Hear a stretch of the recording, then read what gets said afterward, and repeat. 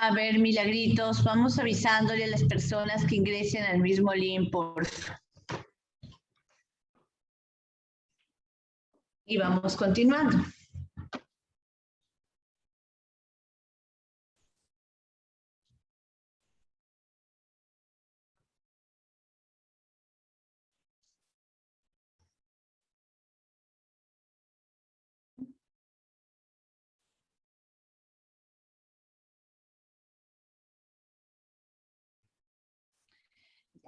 Mientras se van ingresando las personas, la intervención les explicaba que pretende mejorar la calidad de vida. Por ejemplo, si nosotros tenemos niños que tienen dificultades en el lenguaje, en las habilidades sociales, ¿no? Les entrenamos para que de alguna manera, con el programa que ellos van siguiendo, desarrollen las habilidades. Muchas veces hay personas, ¿no? que desarrollan, de pronto ven que algún método educativo funciona, pero los métodos educativos no son maneras terapéuticas. Por ejemplo, ¿no? Hay métodos como el Montessori que desarrolla en la parte académica, sin embargo, dista mucho de ser un método terapéutico, porque como bien decía, ¿no? Nuestra colega que hace un rato participó y que trabaja, Rosario, ¿no?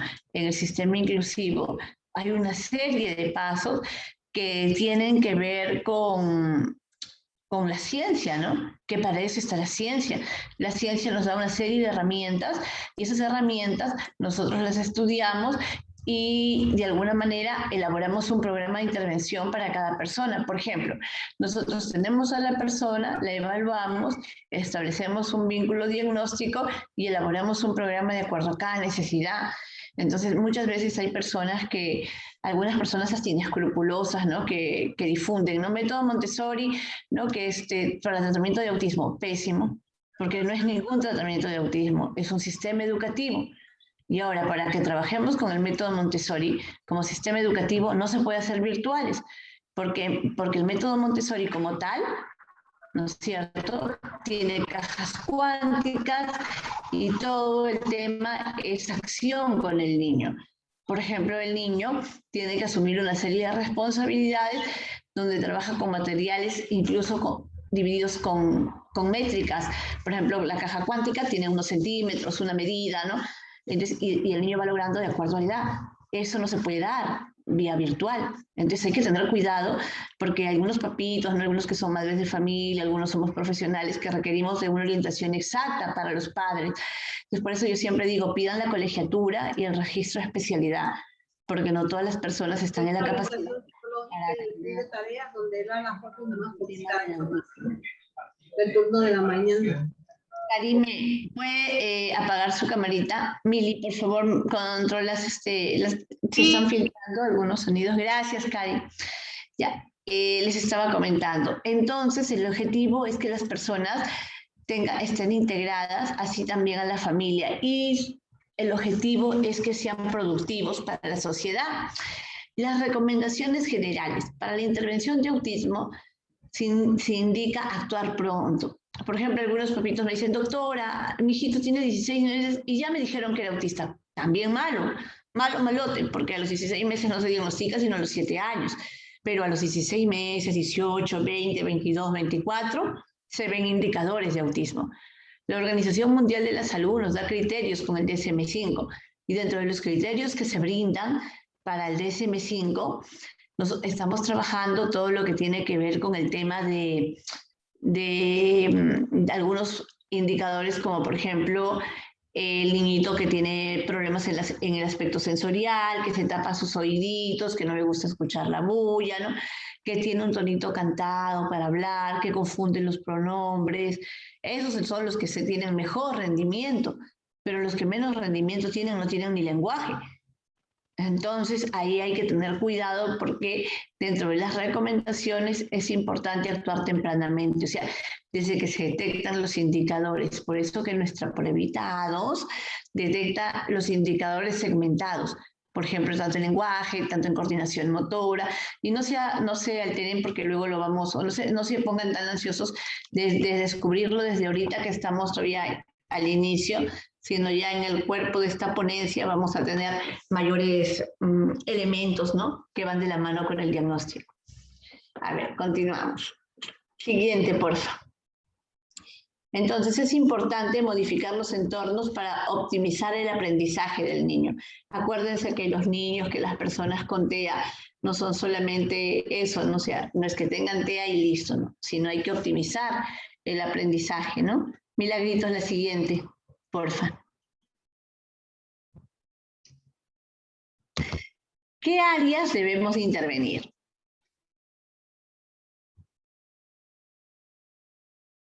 A ver, nosotros, por ejemplo, tenemos dificultad en lo que observamos en los chicos con TEA es la dificultad en la reciprocidad socioemocional.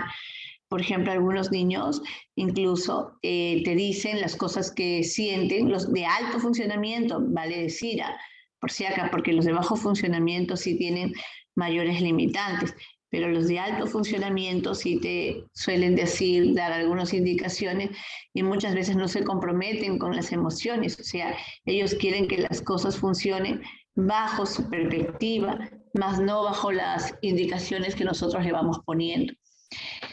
Entonces, la dificultad en la reciprocidad socioemocional, o sea, los problemas para compartir intereses, emociones, responder a ellas, no dificultad en la interacción social. Los problemas en la comunicación no verbal, por ejemplo, como el contacto ocular. Si ustedes pueden observar la figura número 1, donde uno tiene lluvia y el otro tiene sol y lluvia. Entonces, la persona no se conecta con el otro a través del hecho de ponerse con reciprocidad, ¿no? O sea, si tú dices A, la otra persona habla de B. Si tú dices X, la otra persona habla de Z. Entonces, el diálogo incluso puede ser no coherente. En la comunicación no verbal, como el contacto visual o los gestos anómalos, tienen problemas en su nivel de comprensión. Por ejemplo, hay personas que yo tengo en la universidad, incluso muchachos, ¿no? Que tienen el síndrome de Asperger, que están en la universidad, ellos para poder hacer la lectura de las emociones, o sea, o cuando el profesor dice algo, piensa que los profesores le están atacando. Entonces contesta de una manera inadecuada. Entonces, o por ejemplo, se aburren de las clases porque su nivel cognitivo de las personas con Asperger, por ser tan obsesivas, alto nivel de investigación y buena respuesta a la parte cognitiva, más no así en la parte emocional. Los problemas de comunicación no verbal como contacto ocular o gestos anómalos son problemas serios en su comprensión. Limitaciones en el mantenimiento de la amistad o falta de interés en los otros niños y niñas. Conductas de habla, sujetos con objeto receptivo, repetitivo y estereotipado. Por ejemplo, las personas que tienen movimientos repetitivos, las personas que tienen movimientos estereotipados, no que hacen constantemente lo mismo. Hay gente que les gusta, por ejemplo, el chocolate, ¿no? Y no cambian, ¿no? Y así diferentes conductas que tienen que ver con este plano, ¿no?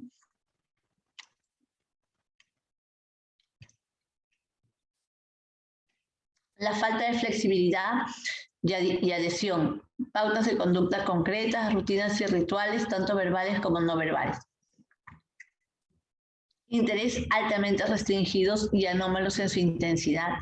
Si ustedes observan, el primero, falta de flexibilidad. Si le decimos a las 12, no sé, 10 para las 12, nos vamos a la clase, a esa hora, ya no es un minuto antes de esa hora, ni un minuto después. Así también podemos observar que estos problemas del desarrollo tienen mucho que ver con las herencias, la carga genética, ¿no? Por ejemplo, nosotros vemos que hay papitos bien intolerantes a la frustración, ¿no? Por ejemplo, nos tocó evaluar en alguna ocasión a una familia, ¿no? Y la señora quería que se le complazca, ¿no? Algo sucedió en el interín, ¿no? En cuanto al tiempo, ¿no? Se presentó un percance, ¿no? Y ella no comprendía, ¿no? Claro que no comprendía y nunca comprendió. Entonces, cuando nosotros evaluamos al pequeño, sí tiene algunos componentes de TEA. Entonces, si miramos a la mamá, o sea, nada permisiva, súper intolerante, ¿no? Egocéntrica, similar, ¿no? Al niño. Entonces, a veces los niños que tienen los patrones restrictivos, por ejemplo, en ese caso, ¿no? Nos tocó un día un papito, ¿no? Igualito, o sea, de esa familia contando, ¿no? Se acerca a esa familia, no les voy a dar el nombre, ¿no? Que el Señor nos dijo que para cualquier cosa diésemos también su caso, el caso de su hijito, ¿no? Y venía a la sesión, ¿no? Y un minuto antes de las 3 de la tarde le tocaba la puerta, pues, ¿no? Al asistente. Entonces le tocó la puerta al asistente y decía, a tal hora es mi cita, ¿no? Y cuando nosotros evaluamos al niño, el niñito hacía todo esto, pues no tenía igualito las mismas conductas restrictivas y enfilaba los objetos, como ven ustedes en la segunda lámina, con intereses altamente restrictivos y anómalos en su intensidad, hipo o hiperactividad ante determinados estímulos, muy centrados en algunos aspectos de su entorno. Nosotros vemos mucha hiperactividad, ¿no? O sea, centrados en estímulos de su interés. Por ejemplo, siguiente, Milagros, por ejemplo, si les interesan las computadoras, eso es lo único que les interesa. El resto ya no hay como mecanismo, ¿no? De interacción. Hay que estar todos atentos. Milagritos, hay 2 personas más que no han logrado ingresar. A ver, por favor, contáctate. Dice, en cuanto, por ejemplo, a lo que son los modelos de intervención, cualquier programa de intervención debe proporcionar de una manera sistemática e intensiva y regular una estructura organizativa externa que estimula la aplicación de las capacidades cognitivas y autorregulatorias del niño en una amplia variedad de tareas en la interacción social. ¿Qué significa todo esto? Que cualquier programa que hagamos de una manera sistemática, intensiva y regular, externa, tiene que estimular la capacidad cognitiva y la autorregulación del menor en una amplia variedad de tareas de interacción social. El objetivo es que el niño esté adaptado socialmente. Como les expliqué, mi preocupación es enorme, porque he visto que incluso en el grupo de papás que nosotros tenemos, hay propagandas que dicen, ¿no? Autismo, ¿no? Colegio más terapias. Y el colegio es método Montessori y las terapias las brindan las maestras. Eso, por ejemplo, no está adecuado, ¿no? Al desarrollo, ¿no? Entonces, eso valida como un tema de estafa. Por ejemplo, las maestras Montessori, porque también tenemos dentro del centro las capacitadoras Montessori, tienen su material especializado. Por ejemplo, en Cusco hay una institución que es de unos sacerdotes italianos que brinda como apoyo social a las personas sin recursos, a los niños sin recursos o de hogares en abandono, ¿no? Ellos son los carpinteros Montessori que existen en Italia, en Perú y en diferentes comunidades. Acá también en Barranco, por la calle San Martín, venden todos los materiales Montessori, pero son para pedagogía, más no son metodología terapéutica. Entonces, esa es una forma de que los niños puedan aprender, ¿no es cierto? Ahora, eso no se puede hacer virtual, imposible. ¿Por qué? Porque tienen elementos que son táctiles, tienen elementos que tienen que desarrollarse, por ejemplo, el orden, desde el cuadro ascendente, el cuadro descendente, ¿no es cierto? Las fichas térmicas, hay fichas térmicas en el programa Montessori que tienen medidas muy exactas, y eso lo creó la doctora Montessori. Ella es psiquiatra, educadora y filósofa, ¿no? Y académica, pero no se creó para que lo usemos indiscriminadamente con la medida que se nos ocurriese, no, tiene todo su talle y toda su textura, es toda una cultura, ¿no? Educativa, más no son intervenciones dentro de los temas de los trastornos del espectro autista. Entonces, si nosotros recurrimos a situaciones semejantes, a veces como padres estamos así desesperados, nos podemos ver sorprendidos y hasta engañados, ¿no? Por eso el objetivo es trabajar con sistemas realmente basados en la ciencia. Por ejemplo, el sistema ABA también tiene muchos cuestionamientos. Yo estoy acá para darles a ustedes un conocimiento de todo lo que hacen los sistemas de desarrollo, ¿no? Algunos padres, algunos terapeutas también con el ABA tienen algunas requisitencias. Por ejemplo, hay una técnica donde se dan, por ejemplo, las descargas eléctricas.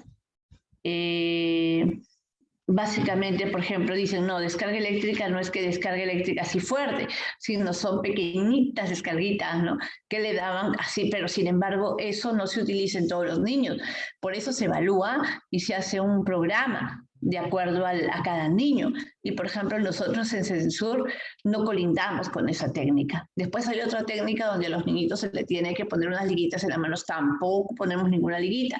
¿Por qué? Porque no va de acuerdo a nuestros valores. Entonces, cada programa, si bien es cierto, tiene su metodología, entonces nosotros tenemos que adaptarla de acuerdo a nuestros valores, a donde el terapeuta y esté cómodo el padre de familia, el niño, todos podamos vivir de manera pacífica, ¿no? Y saber cuál es el objetivo que se está persiguiendo con el tratamiento. Dentro de las intervenciones basadas en el desarrollo está el modelo de Denver y el juego circular. Es importante, el juego circular tiene muchos estudios también y donde funciona bastante bien. Las intervenciones basadas en terapias específicas son intervenciones focalizadas en la comunicación y sensorio-perceptuales. Las intervenciones combinadas está el TEACH, por ejemplo, ¿no? que es como un aprendizaje, ¿no? Donde trabajamos también con pictogramas, PECs, ¿no? Que son como los pictogramas, los PECs son como dibujitos, ¿no? Que luego los vamos a ir viendo, ¿no? Intervenciones basadas en familia, Early Bird Program y el Hanem Program. Early Bird y Hanem elaboran programas para intervención basadas en familia, ¿no? Y ahorita también tenemos todo en Argentina, por ejemplo, yo estuve hace 2 años, la Universidad Nacional de Buenos Aires dictaba a las personas que se encargan del cuidado de niños con TEA una metodología para el trabajo y estas chicas iban a la universidad a hacer un curso y el curso era de terapeuta sombra, ¿no es cierto? Era una terapeuta que se encargaba básicamente del cuidado del niño. Entonces, lo que queremos nosotros es que todos estemos de la mano y con los conocimientos. Por ejemplo, Early Bird Program y Hanem Program se dedican a esos programas basados en la familia. Del TEACH les vamos a explicar con detalle en unas láminas posteriores. Siguiente, Milagritos, porfa.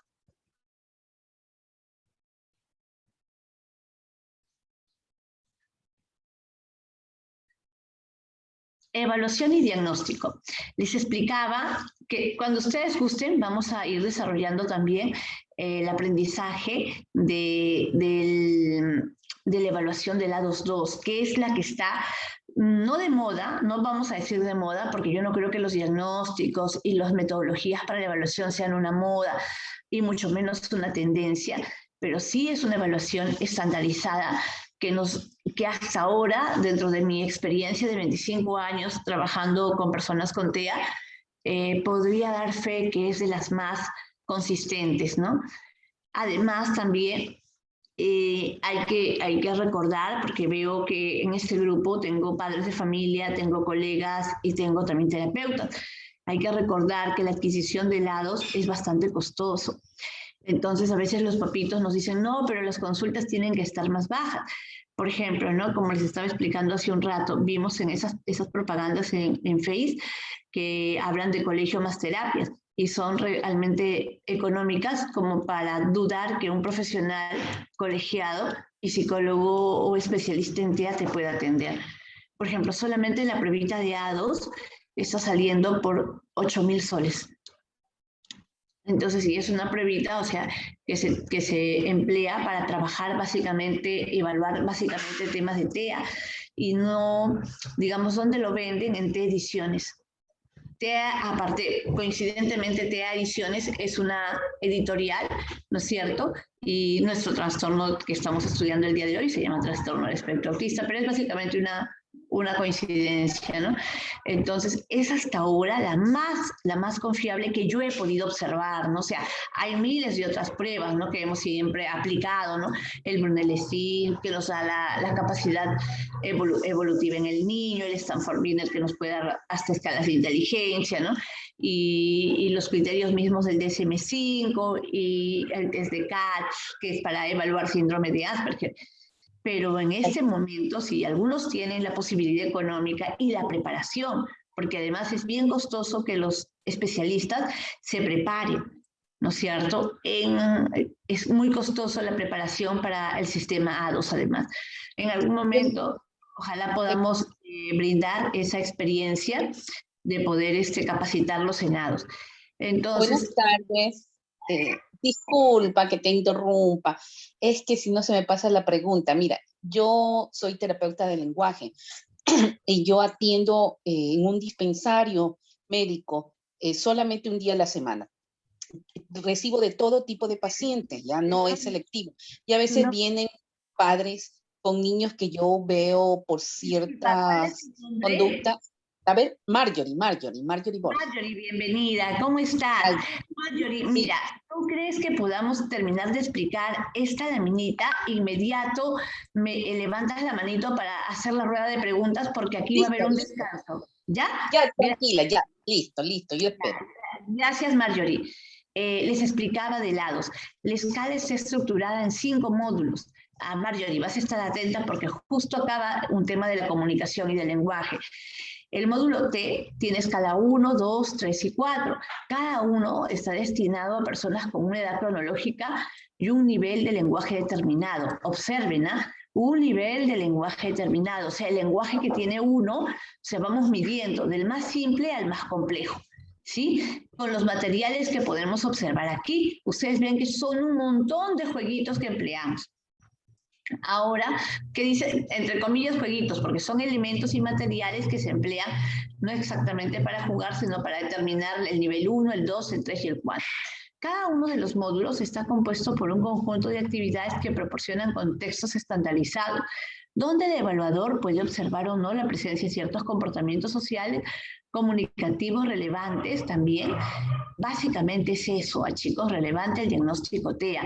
O sea, ¿qué nos ayuda esto?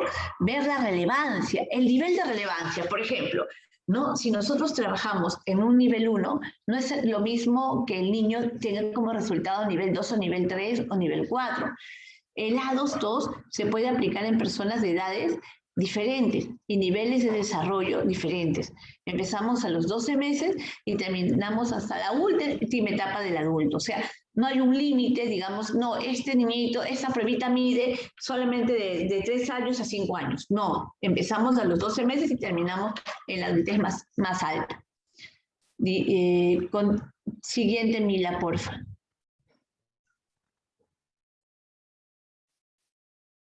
Ya. Antes de pasar aquí, vamos a poder pedirles que encendamos nuestras cámaras. Quienes tienen esa posibilidad, por favor, les pediría. Ya. Y Marjorie, vamos con tu preguntita, porfa. Ya. La duda, después de escucharte, me surge en lo siguiente. Yo trabajo en un dispensario médico donde una vez por semana de los pacientes de todo tipo de patología compran tickets. Entonces, a mí me han llegado padres con niños de primera a mí, como terapeuta de lenguaje, ¿no verdad? Entonces yo, por ciertas cosas que yo voy escuchando, yo comienzo a sospechar de que podría ser a sospechar, nomás lo digo. Ahora, ¿tú qué me aconsejas? Porque yo hago ciertos lineamientos, pero yo quiero saber tu criterio. En este caso, como para dar el primer paso, no, yo no practico el A2, ¿ya? Ni ADI, pero ¿qué sería lo indicativo para mí como para yo derivar a este pacientito que está llegando de primera mano a mí y no sabe qué tiene su niño porque ella va porque no tiene lenguaje simplemente, ¿ya? Entonces, no sé, en tu experiencia, ¿qué me podrías ayudar como para complementar o qué pruebas? No sé. ¿Qué me dices, Patricia? Marjorie, sí, mira, mil gracias por tu intervención, definitivamente súper valiosa tu pregunta. Mira, me están informando que si puedes habilitar las cámaras para que las personas puedan encenderlas. Gracias. Mira, dime Marjorie, ¿el pequeñito que va tiene algún diagnóstico establecido por neuropsicología? No, nada, son papitos que simplemente van en la intención de que su niño no habla. O sea, de primera mano o como primer profesional es, ya, no habla, terapista de lenguaje, nada más. Ya, entonces realmente no vienen derivados por nadie, entonces están como que recién quieren Ya. que les brindemos la ayuda, nada más. Marjorie, la sugerencia es la siguiente. Apenas llegan y tú observas, o sea, lo ideal es que todos lleguen con algún diagnóstico. Por ejemplo, una evaluación completa, solicitar a los padres de familia una evaluación neuropsicológica. Les vas a solicitar a los padres de familia una evaluación neuropsicológica. ¿Ya? Y dentro, por ejemplo, tú ves algún grupo de repente que tú sospechas que tiene algún problema como del espectro autista, entonces, ¿tú qué vas a hacer? Entonces, antes de tomar la atención del niño, pedir que él asista con su diagnóstico y con toda su evaluación completa y elaboras un programa de intervención de acuerdo a esa necesidad. Por ejemplo, Marjorie, ese niño, por ejemplo, puede de pronto ser un niño con TEA, ¿no es cierto? Y de repente no habla por eso. Otro niño puede tener sordera hipoacústica o orgánica, ¿no? Otro niño puede tener algún tema de un TEL, un trastorno específico en el lenguaje. Entonces, pero tenemos que evaluar un diagnóstico. Entonces, ¿quién lo da? Una evaluación neuropsicológica completa. ¿Cuál es su nivel de inteligencia? Porque eso mucho depende a dónde él te va a avanzar también. Y de acuerdo a eso, por ejemplo, desarrollar su programa de intervención. O sea, porque no solamente, digamos, como tú, qué importante es tu pregunta, Marjorie. Por ejemplo, tú dices, no sé, pero ellos van por lenguaje y llegan a ti por lenguaje, pero no hay una evaluación, una macroevaluación. ¿Y qué tal este niño tiene algunos otros indicadores que son más de origen orgánico, ¿no es cierto?, que hacen que el niño no hable? Entonces lo que tenemos que hacer es una evaluación. Entonces que te vayan con su informe neuropsicológico y con tu evaluación por neuropediatría, si así fuese la necesidad. Y en tu caso, cuando llegan, ¿tú qué evaluación aplicas cuando llegan a tu servicio? A mi consulta. Ya, mira, ante la situación de que yo tengo diversidad de patologías, no está específicamente solamente TEA, en mi área hay muchas patologías variadas, ¿no es verdad? Entonces, yo hago un rastreo, o sea, un QChat o MChat, ya como para más o menos me vayan dando algún lineamiento. Ahora, si yo veo que va saliendo positivo de TEA, entonces ahí sí yo derivo y le voy diciendo a la persona, no es que yo doy el diagnóstico, sino que le voy orientando para que vaya a un especialista, pero se necesita es ya una evaluación más concienzuda, mejor estandarizada, establecida, mejor dicho, ¿no verdad? Pero como por un rastreo, eso es lo que yo siento que debería yo hacer como por primera mano. No sé, Claro, por eso es que yo te estaba pidiendo lo tu primero ayuda. que hacer es que todos lleguen con una evaluación y un diagnóstico. Por ejemplo, el paciente que te dice, ¿no?, trastorno rotacismo, que es un trastorno simple en el lenguaje.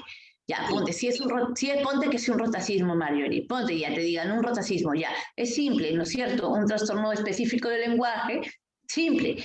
Pero si es un TEA, ponte, es necesario para esa criatura un abordaje básicamente dedicado a su trastorno del desarrollo, ¿no? Entonces, ¿qué harías tú, señora? Llégueme con esto, yo voy a ver el lenguaje, por favor, comuníqueme con el especialista que va a trabajar en el área conductual, comuníqueme con y qué metodología van a emplear. Si emplean la metodología TEACH, por favor, manténganme al tanto, te comunicas con el especialista y trabajan de manera organizada e interdisciplinaria.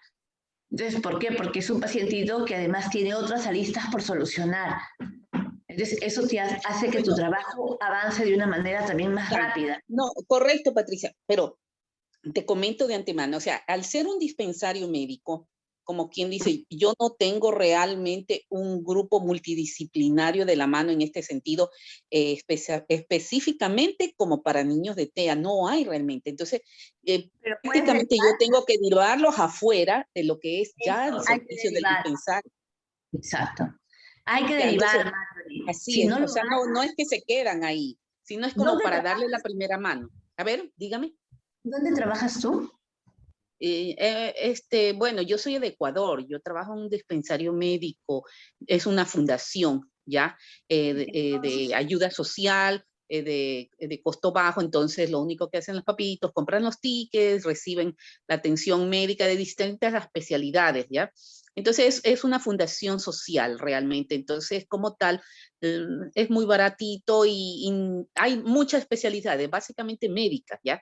Yo como soy de la rama médica, bueno, obviamente ahí también hay el terapeuta, pero solamente se les atiende hasta donde se puede atender, por ejemplo en mi caso, y lo único que yo hago es atinar a mandar a otras instituciones fuera del dispensario para que ya vayan orientando mejor el caso o ordenando mejor. Entonces lo que yo hago es como la primera parte, o sea, es un despistaje solamente para mandarle. Entonces lo único que yo, o sea, lo que yo quería era saber si está correcto evaluar con el MChat o puedo adicionar tal vez algo más que tú me sugieras, porque en mi caso yo no, como tú dices, la dosis es caro, yo no he creído como para todavía realmente capacitarme en eso porque estoy dándole mucho más énfasis a otras áreas, o sea, tengo tantas patologías a mi alrededor que necesito capacitarme en muchas otras cosas, o sea, no es específico que trabajo en TEA, pero me llegan niños de alto indicio que yo sospecho en eso. Entonces tengo que algo tener de la mano para por lo menos empujar la primera parte y ayudarlos a los padres. Eso es lo único que hago, ¿ya? Está excelente, excelente, Marjorie. Pero ¿sabes cuál también sería genial? Que solicites una evaluación para trabajar con una evaluación de calidad. O sea, que esos padres, imagino que también en Ecuador tenemos los hospitales estatales, están también también las aseguradoras que son igual, ¿no? O sea, de costo social, ¿verdad? Entonces, eso podemos desarrollar.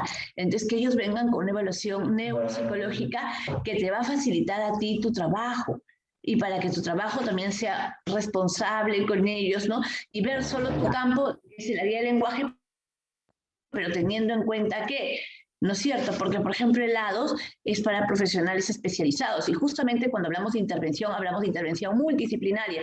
Si no hay en mi unidad, hago la derivación y regrese, señora, con el informe y mi área es trabajar lenguaje, me comunico con otro especialista y trabajamos de manera integrada. Así la persona no esté dentro de tu ONG, sino sea extra o externa, ¿no? O haya una externalización.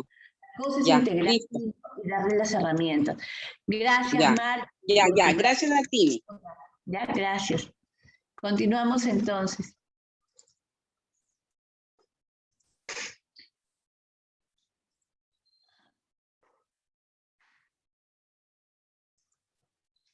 A ver, cuando nosotros hablamos de diagnóstico según el DSM-5, miren, nosotros hemos pasado por muchas etapas de diagnóstico, tomando en cuenta que antes se conocía el autismo como una esquizofrenia de tipo infantil en 1952, recordando que en el 1948 y en 1943 se inicia con Leo Kanner y Hans Asperger lo que es como de profundidad el estudio de historia del espectro autista. Entonces, el DSM-1 trabaja con reacciones esquizofrénicas de tipo infantil, el DSM-2 trabaja con síntomas de esquizofrenia también tipo infantil, o sea, así estaba diagnosticado el autismo. Esta es la historia del diagnóstico. En el año 80 se conocía por primera vez como autismo infantil en el DSM-3. En el 3R, trastorno autista en el año 1987, ojo, y en el DSM-4, en versión revisada del 2000, lo dividíamos de la siguiente forma. Un trastorno generalizado del desarrollo era muy diferente, digamos, de un trastorno autista o de un trastorno red desintegrativo y el trastorno Asperger y el TDD no especificado. ¿Qué significa? Que en el DSM-4, en versión revisada, cada diagnóstico era propiamente dicho, o sea, un diagnóstico no englobaba todo. Sin embargo, ahora, desde el año 2013, TEA es todo. O sea, ya no diagnosticamos Asperger. O sea, digamos, si nosotros hacemos un informe psicológico, en este momento, en este preciso momento, ya no se llama Asperger, se llama TEA. ¿Sí? Aún nosotros sabiendo que es un autismo de alto funcionamiento y un Asperger. De igual forma en el síndrome Red, de igual forma en el desintegrativo de la infancia. Entonces el TGD inespecificado también, todo eso es un TEA, ¿sí? ¿Alguna pregunta, Rosario Caballero? Nos está levantando la manito. Dime, Charito, te escuchamos. ¿Qué tal? Muy buenas tardes. Bienvenida, señorita Rosario. ¿En Patricia. qué te podemos ayudar? Cuéntanos, Mucho gusto. Rosario. Sí, lo que pasa que es, bueno, yo tengo una hijita de 4 años, por la cual con mi esposo hemos estado llevando en varios lugares, en las clínicas, hospitales, Revaliate y todo. Bueno, a pesar de eso, a ella le diagnosticaron, primero ella nació con un retraso más que retraso psicomotriz, también le diagnosticaron TEA, ¿no? Pero justo a eso mi pregunta es, ¿qué tipo de diagnóstico si en ella han encontrado en la resonancia gliosis,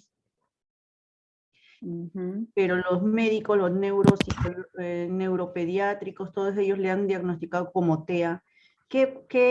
¿Cuál es cómo le consulto? Rosario, yo entiendo tu pregunta. Más, a ver, déjame que te apoye. Mira, Rosario, tú me estás preguntando si un diagnóstico tiene que ver con el otro, ¿cierto? Sí. Ya, muy bien. Mira, Rosario, hace un ratito toqué un poquitín ese tema al inicio. Mira, cuando un diagnóstico, pueden haber en una persona 2, 3 diagnósticos. Por ejemplo, sí o no que si te inflamas del riñón, o sea, es una enfermedad o un problema. Otro problema puede ser que de pronto contraigas COVID, ¿no es cierto? Y otro problema puede ser que, aparte, muy diferente, es que tengas anemia. Entonces, un solo organismo puede tener más de un diagnóstico. ¿Tú qué dices? Sí. Ya. Entonces, ahora, ¿te quedó un poco claro respecto a la duda que tú tenías? No, sino que por eso, lo que pasa que a mí el doctor, cuando lo llevamos a un particular, nos mandó a hacer un examen que es el una resonancia. exomatrío. Ah, ya. Ya, pero ahí en la resonancia, como diagnóstico, te dieron gliosis cerebral, ¿cierto? Sí. Ya. Eso es un punto, ¿verdad? ¿El doctor te explicó qué es un foco gliótico? No. ¿Y tú preguntaste? No, justo por eso que cuando lo he leído Esa es una lesión isquémica. Entonces, lo que tú tienes que tener en cuenta que este punto, que son lesiones en la sustancia blanca, digamos, dañan algunas áreas de nuestro cerebro, ¿no? Pero puede ser que estos focos a los cuales están dañados, que básicamente es porque el flujo sanguíneo de nuestra zona cerebral se ha como cortado y esa célula y esa partecita se empieza a morir. Entonces es como que esa no funciona. Entonces es por eso una gliosis. Sin embargo, ¿no es cierto? Tú me dices, de pronto mi hijita tiene estas otras dificultades. ¿Y en qué consecuencias tiene este problema? Por ejemplo, en el hablar arrastrando las palabras, en el balbuceo, en el equilibrio, ¿no? Pero es muy diferente en cuanto, por ejemplo, al tema del TEA. O sea, quiere decir que es como hace un ratito te indiqué. O sea, puede un cuerpo mismo tener 1, 2 o más diagnósticos. Y ese no necesariamente tiene que ser la causa del TEA. Ahí se comprendió un poquito mejor, Rosario. Es distinto. Claro, es distinto, pero sí, pero una consulta, sí, ¿por qué entonces normalmente cuando hemos ido a otras clínicas, cuando nos consultaban y le evaluaban a mi hija, el neuropediátrico, nos decía, a ver, ¿qué tiene Almendra? Tiene movimiento repetitivo de la cabeza mueve para un lado, ¿no? A la hora de dormir, el cuerpo, la mano también, bueno, cuando antes empezó a caminar recién a los 2 años, la manito lo tenía alzada, ¿no? Y hoy en día ya no lo tiene alzada la manito. Rosario, el TEA no necesariamente tiene la manito alzada, tiene conductas estereotipadas, es diferente.